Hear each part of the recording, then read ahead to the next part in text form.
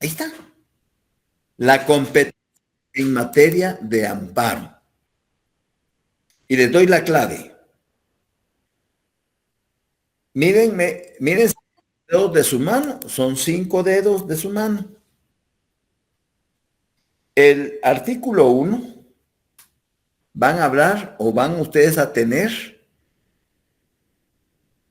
regulado ahí la competencia de la Corte de Constitucionalidad. Jerárquicamente hablando, el tribunal de mayor rango, constitucionalmente hablando, Corte de Constitucionalidad. Artículo 2, competencia de la Corte Suprema de Justicia, para abajo. Artículo 3, competencia de las cámaras. Artículo 3, competencia de las cámaras. Artículo 4, competencia de las salas de apelaciones. Y artículo 5, competencia de los juzgados de primera instancia. Ahí está. Miren, de los 9 artículos, los 9 son importantes, pero el 9 es la vigencia, de cuando entra en vigencia esa ley, es este auto acordado, y el artículo 9 dice, este auto acordado entrará en vigencia el 15 de enero del 2014, va, descártenlo ya, descarten el 8, derogatoria.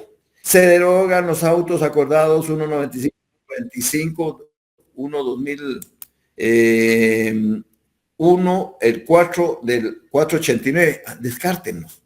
Entonces ya solo les queda el 6 y el 7, aparte de los 5. Corte de Constitucionalidad, Corte Suprema de Justicia, cámaras, salas de apelaciones y jueces de primera instancia. Ahí está la competencia. No se pierdan, no se pierden. ¿Qué es el 6? Es la determinación de la competencia, es decir, habla de varios aspectos.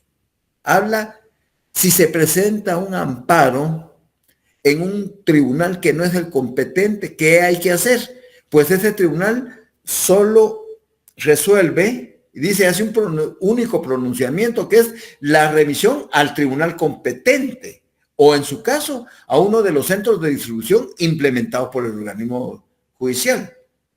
Y la otra cosa es solo, óigase bien, solo cuando la vida está en peligro y se acude al amparo y al tribunal que se presentó no es el competente, solo en ese caso, sí, el tribunal va a entrar a conocer para otorgar el amparo provisional, para suspender el acto, la acción, la resolución que pone en peligro la vida de la persona. Otorga el amparo provisional y luego lo remite al tribunal competente. Ese es el artículo 6. Y el artículo 7 que habla de la atracción. Pero eso para no enredarnos, ni lo toco. Se los voy a leer, pero ni para no enredarnos. Dice, cuando en el mismo memorial se interponga amparo contra 2 o más autoridades reclamando contra resoluciones o actos que hayan sido objeto de conocimiento y resolución en grado, atraerá por competencia ampliada el tribunal de amparo. Ay, no, ni lo toquemos. ¿Para qué? Entonces, si te das cuenta, Dixon, ¿por qué? ¿Por qué se pidió esta ley? Ahora me voy a la ley original, al artículo, como comprende, del artículo 11 al 18, me voy al 11. Me voy a la ley, artículo 11, y hay una cita de páginas. En la página 9 hay la cita número 25. ¿Ya se dieron cuenta? ¿Tienen la ley a la mano? Me voy a la cita 25, les voy a sacar 2 preguntas de primer parcial. Miren pues, dice, es el conjunto de facultades, bueno, más les voy a sacar, es el conjunto de facultades legítimas que le son otorgadas a los órganos jurisdiccionales para resolver conflictos por razón de la materia. ¿Cómo le denominamos a ello? Respuesta. Competencia. Competencia. Otra pregunta. Es el conjunto de facultades legítimas que le son otorgadas a los órganos jurisdiccionales para resolver conflictos por razón de cuantía. ¿Cómo le denominamos a eso?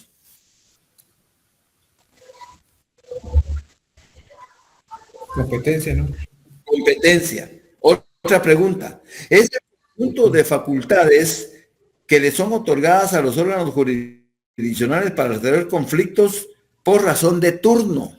¿Cómo le denominamos a eso? Competencia. Competencia. Otra pregunta. ¿Es el conjunto de facultades legítimas que le son otorgadas a los órganos jurisdiccionales para resolver conflictos por razón de grados? ¿Cómo le denominamos a eso? Competencia. Competencia. Otra pregunta. ¿Es el conjunto de facultades legítimas que le son otorgados a los órganos jurisdiccionales para resolver conflictos por razón de territorio? ¿Cómo le denominamos a eso? Competencia. Miren, les saqué 5 preguntas de lo mismo. Eso significa que si te das cuenta, ahí la 1, la 2, la 3, las responde. Solo donde vas a tener que utilizar la Constitución es a partir de el artículo 21, 22, 23, 24, puedes usar o consultar la Constitución o puedes consultar la ley de amparo. Ya se fue, ya se fue. Se dan cuenta que no es difícil. Y eso no es para el texto, para leerlo. Eso es para su vida profesional. ¿Estamos? Bueno, le entramos entonces al tema que nos atañe. Sí, Rosa Marteni Marroquín. Lick, disculpe, fíjese que yo no encontré la respuesta de la pregunta 7 de la hoja número 2. La pregunta 7 de la hoja número 2 dice: ajá. Y para que proceda la finalidad preventiva en el amparo, es indispensable que la amenaza que se busque evitar sea inminente y que emane de un acto de autoridad. En consecuencia, ¿qué legitimación tiene esa autoridad? Siempre, siempre, cualquier autoridad recurrida va a tener una legitimidad pasiva. Porque el accionante del amparo, el agraviado, el que va a recurrir en contra de la autoridad, es el que tiene la legitimación activa. Su resolución o su auto me causó un agravio personal y directo. Ese agravio me legitima contra usted, que usted tiene la legitimación pasiva. Pero te vas al artículo 9. Andate al artículo 9 y ahí dice sujetos pasivos del amparo. Mira qué chulada esta ley. Sujetos pasivos del amparo. Hay una llamada ahí, la 19, la cita de pie de página 19. Y habla de lo siguiente, se lo vamos a leer porque es importante. Dice: la Corte Interamericana de Derechos Humanos, por cierto, la semana pasada vino una comisión de la Corte Interamericana de Derechos Humanos acá a Guatemala a consultar a todos los sectores involucrados en el sector justicia de todas las cuestiones incorrectas, infuncionales que han tomado en cuenta para hacerle daño a instituciones y a personas por presiones de índole de corrupción. Y hoy que entrevistaron en la red de Francisco Velarde a la representante de esa delegación interamericana de derechos humanos, la verdad es que esta Argentina se quejó contra el Ministerio Público, pero ¿de qué manera? Las atendieron muy mal, no les proporcionaron toda la información necesaria, les cambiaban los horarios para las citas que ellos pedían. O sea, qué jodido, porque ellos hicieron un informe preliminar y ya lo van a publicar. Tendrán que hacer su informe final y eso va a traer repercusiones en contra de Guatemala y especialmente en contra de las autoridades que no quisieron colaborar, porque dice que las demás autoridades de gobierno, de la defensa pública, de los empresarios, etcétera, todos les proporcionaron ayuda, etcétera, documentos, información, pero el Ministerio Público se portó retrechero. A ver qué va a pasar. Entonces dice, sujetos pasivos, dice la llamada 19. La Corte Interamericana de Derechos Humanos en la sentencia del 25 de noviembre del 2003, imagínense, serie C número 101, párrafos 207, 210 y 211, desarrolla la idea de que el amparo debe ser un instrumento sencillo y eficaz, no como una herramienta de dilación y entorpecimiento del proceso. La Corte considera que los jueces, como rectores de proceso, tienen el deber de dirigir el proceso de forma en que no se llegue a utilizar como un mecanismo de evasión o dilación al acceso a la justicia que tienen los habitantes.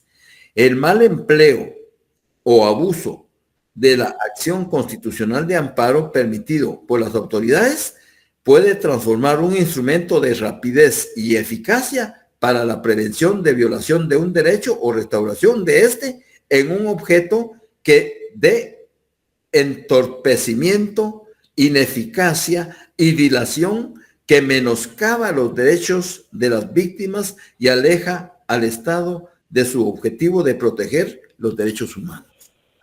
Imagínate. Entonces, en el artículo 9 encuentras todos, Rosa Marteni, todos los sujetos pasivos. Sí, licenciado, lo estoy viendo, y es Marleni. Marleni, ¿verdad? Sí. Marleni, sí, correcto, gracias. Podrá solicitarse amparo contra el poder público. Cuando hablas del poder público, hablas de los 3 organismos del Estado. Cuando hablas del poder público, hablas de los 3 organismos del Estado. ¿Qué dice la Constitución en relación al poder público?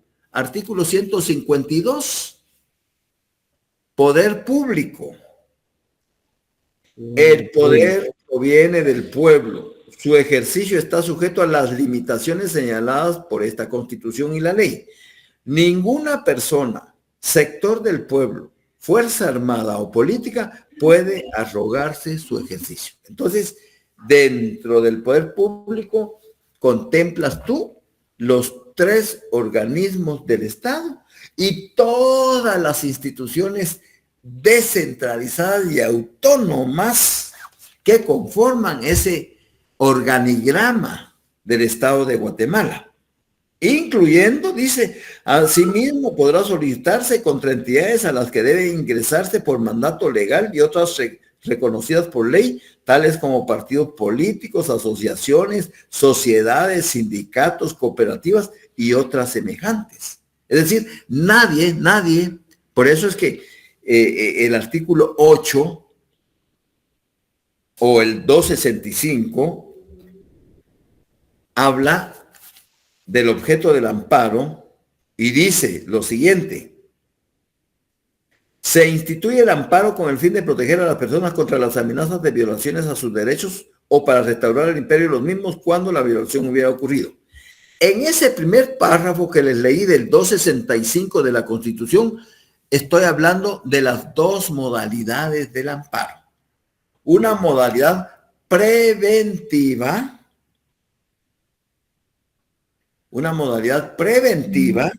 Restauradora, encontré yo la otra. Y la otra, restauradora. La preventiva es, subrayenla de un color, ese artículo que dice: se instituye el amparo con el fin de proteger a las personas contra las amenazas de violaciones a sus derechos. Hasta allí está la modalidad preventiva. Y ese artículo separa a la restauradora, porque dice, o para restaurar el imperio de los mismos cuando la violación hubiera ocurrido. Restauradora o reparadora es lo mismo. Pero aquí está lo importante. Una pregunta, Alex, es lo que me perdí ahí, que el número del artículo que dijo ahorita. Perdón. No te escuché bien lo que me dijiste. Solo qué artículo es el que teníamos que subrayar. El Es que me... 265 de la Constitución, Ah, ok, gracias. que es el mismo que contiene el artículo 8 de la Ley de Amparo. Lo único que este está... Entonces dice, no hay ámbito que no sea susceptible de amparo. Con esa frase, abre las puertas a cualquier sujeto, cualquier institución, cualquier persona de la iniciativa privada, del sector público, del sector municipal, sindical, político. No hay ámbito. El amparo procede. No hay ámbito. ¿Ya? No hay ámbito que no sea susceptible de amparo. Y procederá siempre que los actos, las resoluciones, las disposiciones o leyes de autoridad lleven implícito una amenaza, eso es preventivo, una restricción es preventivo, o violación restauradora a los derechos que la Constitución y las leyes garantizan. Muy bien. ¿Te quedó clara la respuesta, Rosa Marlene? Sí, licenciado, gracias. Muy bien. Fernanda Pérez. Dime. Buenas noches, licenciado. Perdone la consulta y disculpe tal vez mi ignorancia. Es una pregunta. Fíjese que en la hoja de trabajo número 2 acerca de la ley del amparo y exhibición personal de constitucionalidad, tengo la duda en las preguntas 17, 18, 19 y 20. Estas se refieren a la, como dice, ¿verdad? La pregunta, ¿a qué nos estamos refiriendo? Correcto. Nos referimos en las 4 sería la respuesta. Si no es la misma. Es la misma respuesta. Es la misma respuesta de todo, ¿verdad? ¿Cuál es la respuesta? Ahorita le digo, sería la procedencia del amparo. Sí, ahí está. Es la misma respuesta en las 4 preguntas. Ah, ok, está bien. Lo hago, tal vez soy repetitivo, pero es que si te das cuenta, voy cambiando primero a una amenaza, primero a un riesgo, la 17, luego la 18 a una amenaza, luego la 19 a una restricción y luego la 20 a una violación, pero la respuesta es la misma. ¿Estamos? Sí, licenciado, muchísimas gracias. Para servirte. Muy bien. Josué Chach. Lick, buenas noches. Con una consulta sobre la hoja del número 2, de trabajo número 2. La pregunta 3 dice, la acción constitucional de amparo se encuentra desarrollada entre qué artículo del decreto número 1. ¿Entre qué articulado? Ah, perdón. ¿Entre qué articulado? Esa, no, ¿dónde la puedo ubicar? Porque estuve dándole ahí vueltas a la ley de amparo, pero no sé. Dice, la acción constitucional de amparo se encuentra desarrollada entre qué articulado del decreto número 1-86 de la Asamblea Nacional Constituyente. Ley. Entonces, tú tienes que poner del 1 al, ¿dónde termina lo relacionado al amparo? Al 80, 81. Ahorita veámoslo. Entonces, al 81. Del 1 al 81. Sí, pues, del 1 al 81. Entre ese articulado original se encuentra todo lo relacionado al amparo. ¿Estamos? Ah, de acuerdo. Sí, gracias, Lick, eso era lo que... Para servirte. Muy bien. Bueno. Eric Castellanos. Perdón, Lick, solo una preguntita ahí rápida. ¿Dijo del 1 al 81 o dijo...? Sí, no, correcto. Me causa duda si no va del 8 al 81. Lo que pasa que no podés olvidarte de los primeros 7 artículos que, si te das cuenta, por el título, son normas fundamentales y disposiciones generales. Tú tienes razón en cuanto a propiamente el título de amparo, ¿entre qué articulados? Bueno, tendría que ser del 8 al 81, pero estos primeros 7 artículos, que son las normas fundamentales y disposiciones generales, son aplicables no solo al amparo, son aplicables a la extinción personal, también a la inconstitucionalidad de leyes a casos concretos y a la inconstitucionalidad. O sea, siempre debes de tomarlo en cuenta. Claro, tú tienes razón y no me aparto de que para ser exacta la respuesta a la pregunta que hizo el compañero tiene que ser del artículo 8 al 81. Ahí.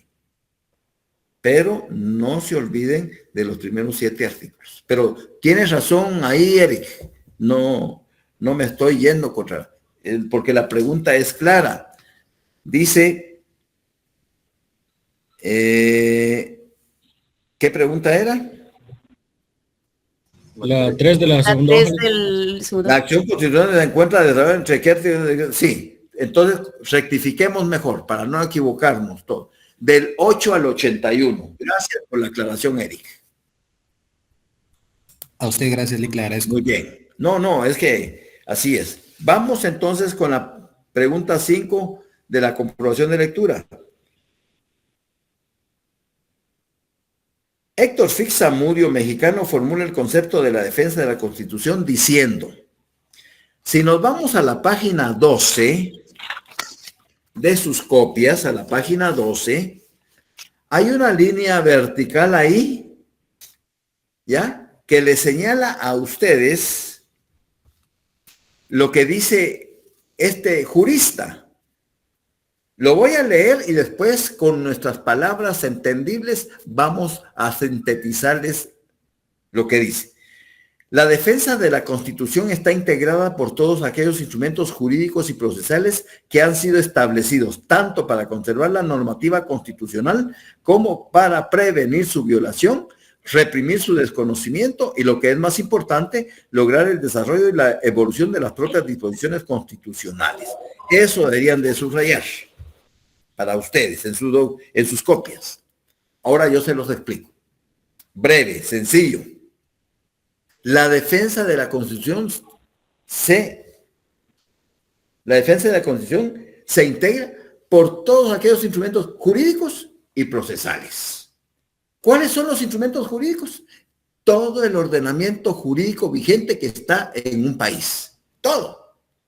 Hablamos de normas de jerarquía constitucional, normas ordinarias, normas reglamentarias, hablamos de doctrina legal, hablamos de jurisprudencia, hablamos de tratados y convenios, etc. Todos esos instrumentos jurídicos ayudan a defender a la Constitución de la no violación por parte de las autoridades. Ahí no hay pierde. Allí no hay pierde. Hay normas de carácter constitucional. En Guatemala solo 5 normas tenemos.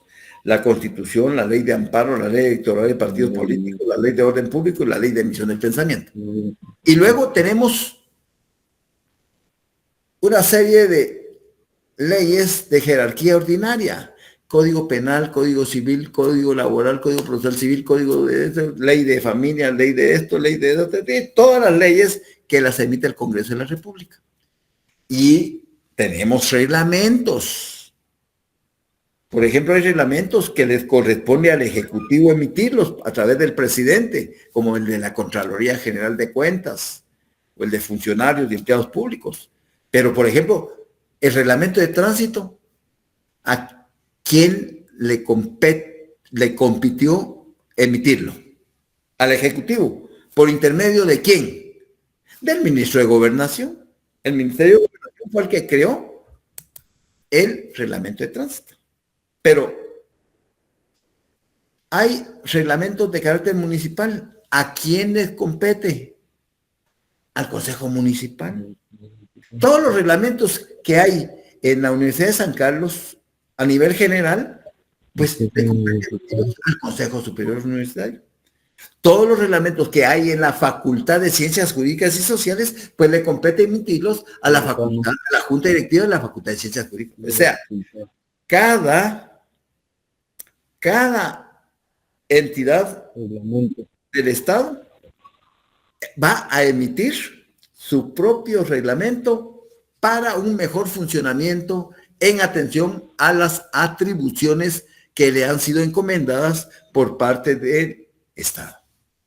Entonces ahí no hay problema. Esos son los instrumentos de carácter jurídicos. Y los instrumentos procesales son aquellas herramientas que se encuentran dentro de la misma Constitución y que sirven para protegerla de cualquier violación. Mercy, tenés abierto tu micrófono. Ojo, Mercy Castillo, por favor. Entonces, allí encontramos la exhibición personal, ahí encontramos el amparo y ahí encontramos la inconstitucionalidad de leyes como instrumentos procesales. Y todos esos instrumentos, tanto jurídicos como procesales, se encuentran plasmados en la propia Constitución.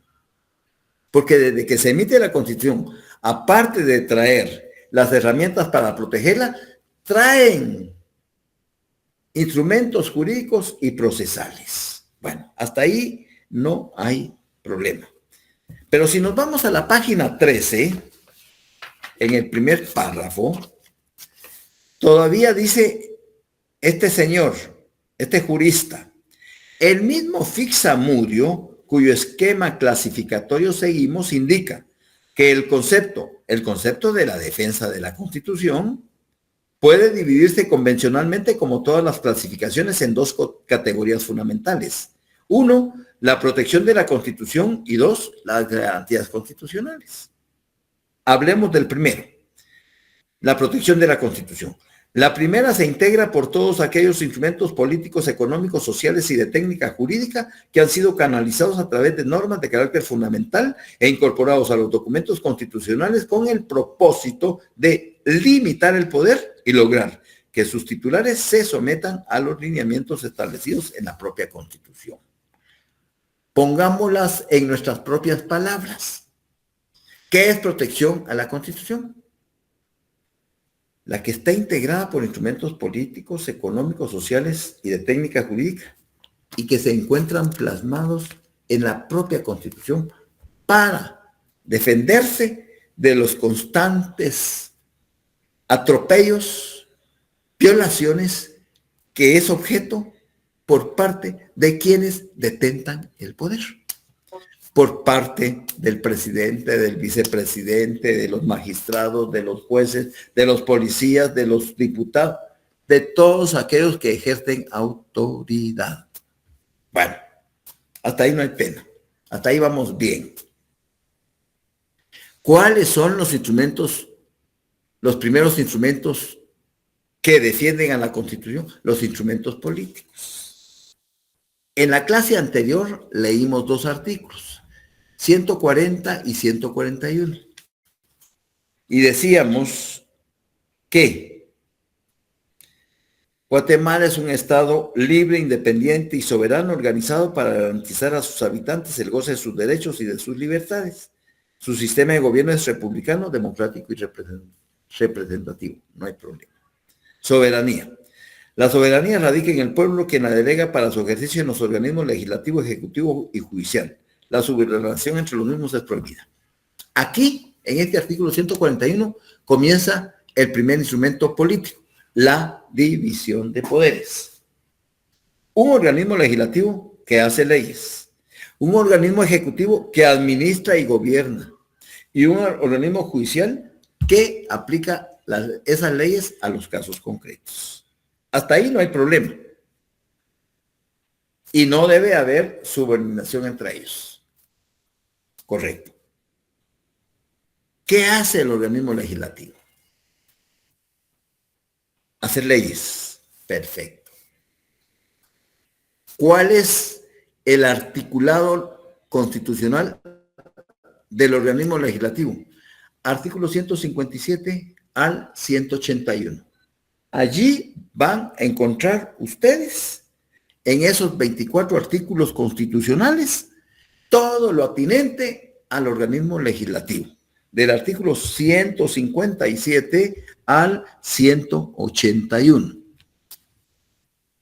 También van a encontrar que cada organismo del Estado tiene sus propias leyes orgánicas.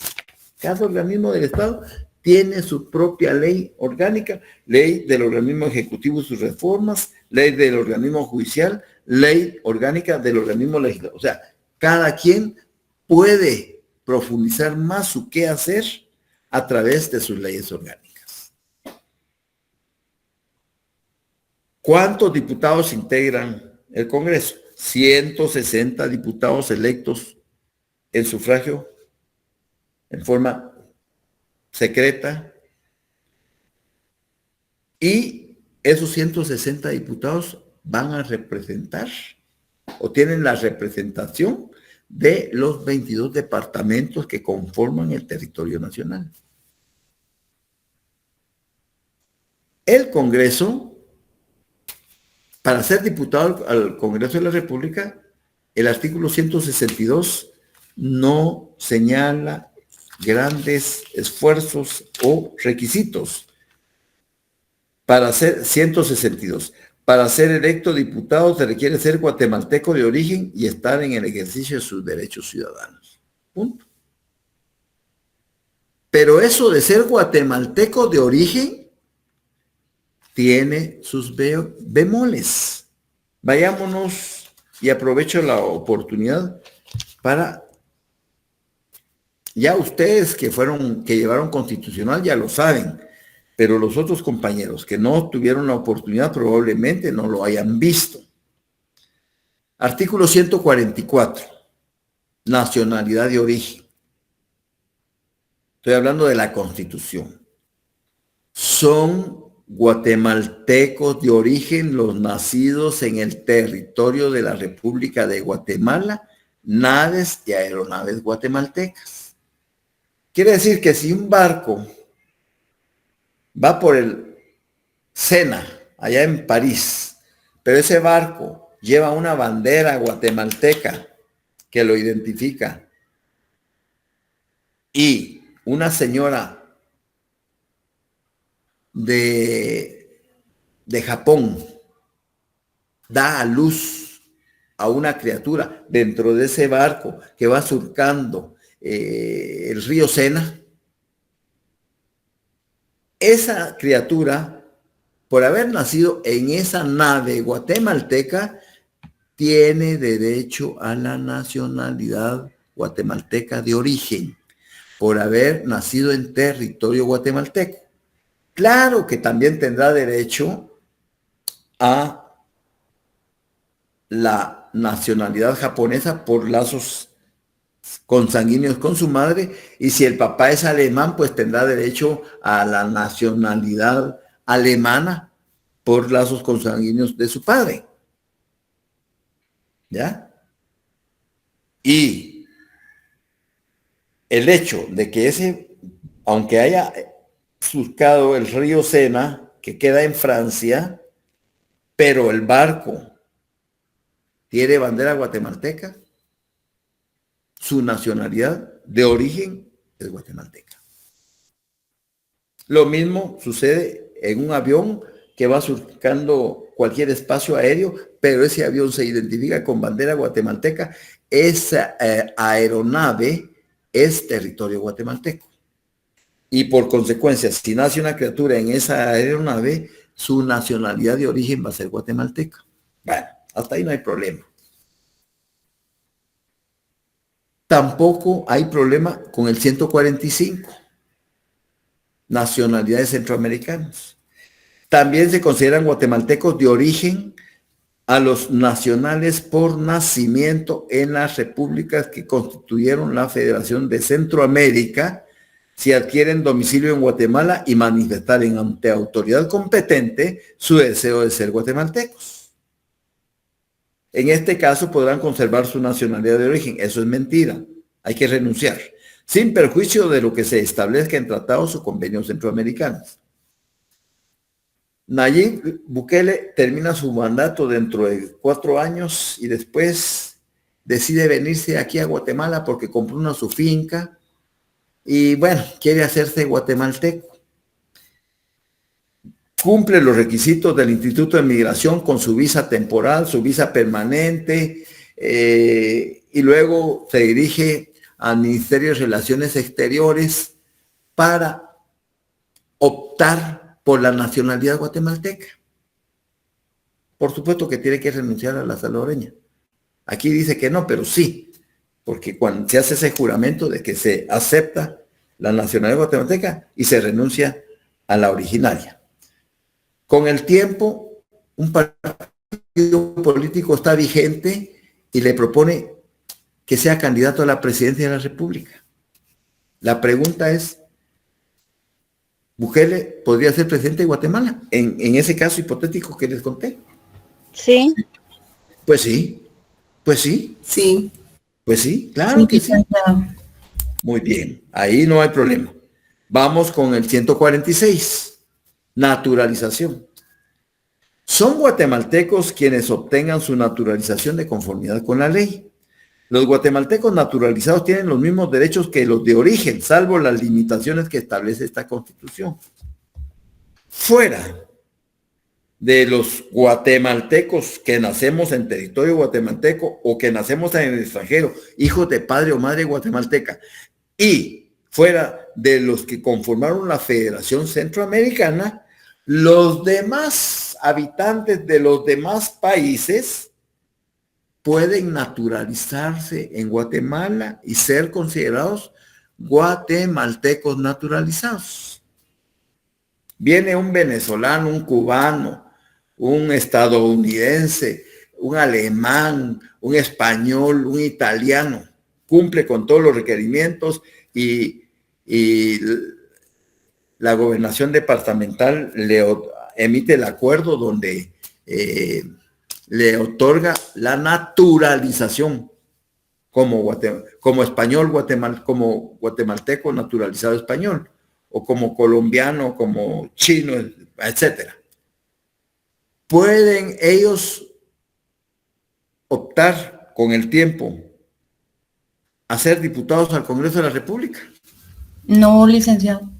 No, porque requisitos sine qua non, guatemaltecos de origen. Sí.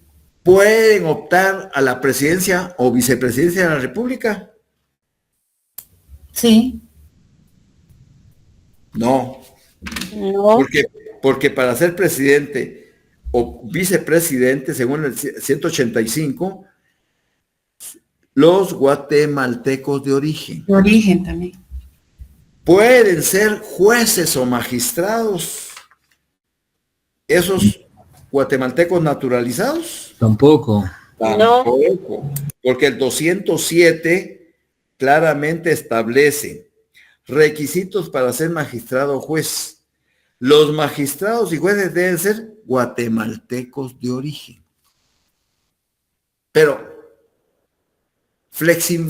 pongámonos un poco flexibles. ¿Puede un guatemalteco naturalizado, un cubano naturalizado guatemalteco, o un venezolano naturalizado guatemalteco, o un estadounidense naturalizado, puede ser ministro de Estado? Sí puede. Sí puede, sí puede. Porque dentro de los requisitos para ser ministro de Estado, dice el 196, requisitos para ser ministro de Estado. Para ser ministro de Estado se requiere ser guatemalteco. Regresemos al 147. Regresemos al 146, perdón. Naturalización. Son guatemaltecos. Entonces aquí hay una equiparación. Son guatemaltecos. Ser guatemalteco. Entonces, un extranjero naturalizado guatemalteco sí puede optar al cargo de ministro de Estado. ¿Estamos bien? Sí, licenciado. Bueno, sigamos. El Congreso de la República, les voy a dar generalidades así que se me van ocurriendo y que ustedes me pueden ayudar si se me olvida algo, pero la esencia es esa. El Congreso tiene 2 periodos de sesiones ordinarias, sin necesidad de convocatoria. El primer periodo comienza el 14 de enero del mismo año y termina el 15 de mayo. Se van de vacaciones y el 1 de julio al 30 de septiembre. Son los 2 periodos de sesiones ordinarias. Mientras tanto, se queda una comisión permanente. Esa comisión permanente será presidida por el mismo presidente de la Junta Directiva, que actualmente lo preside.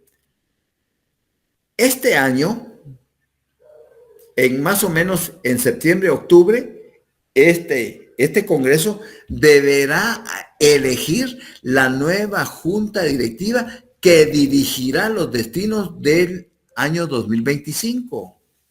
Ya antes de irse de vacaciones, el 30 de noviembre, dejan electa la nueva Junta Directiva que van a funcionar como tales en el 2025.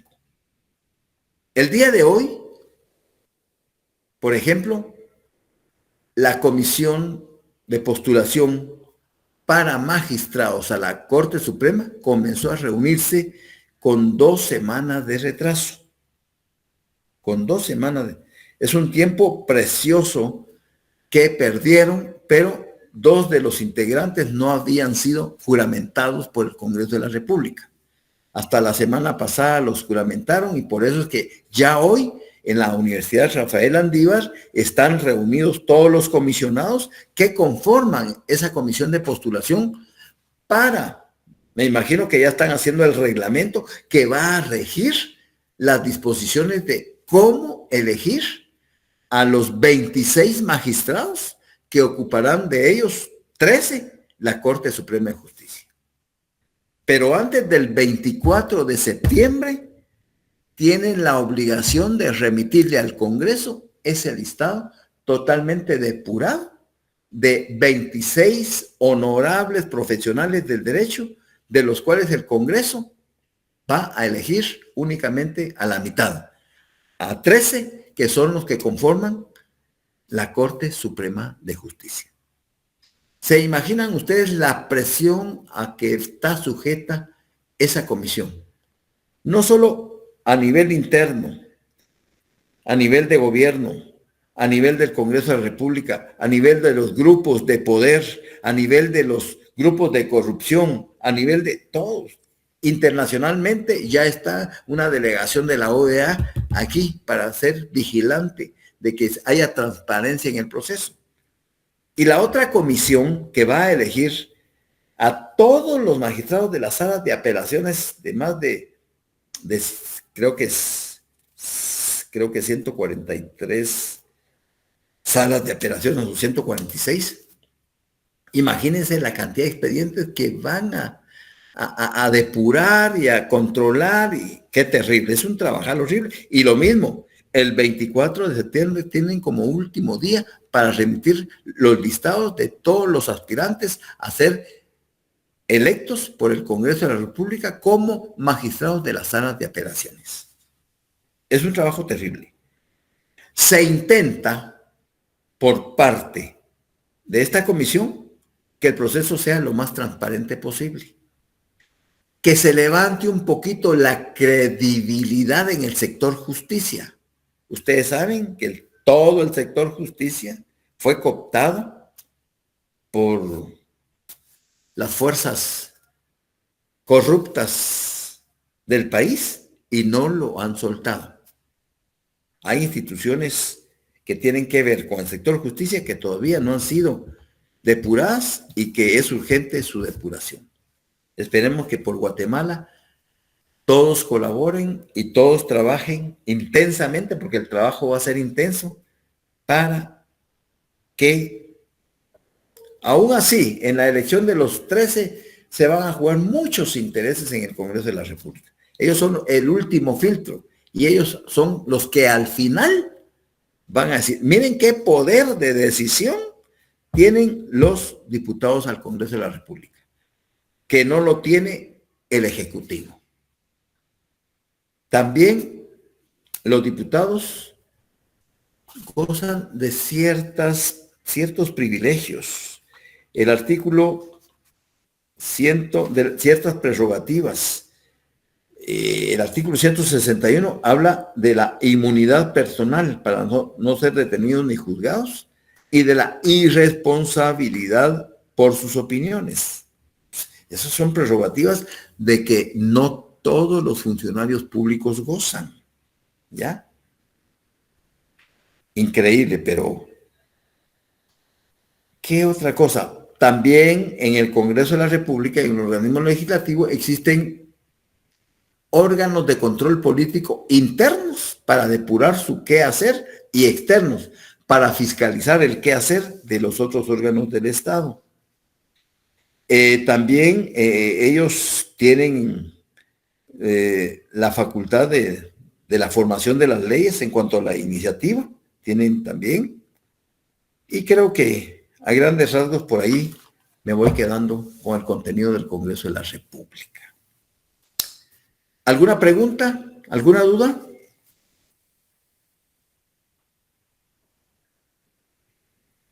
¿Todo claro?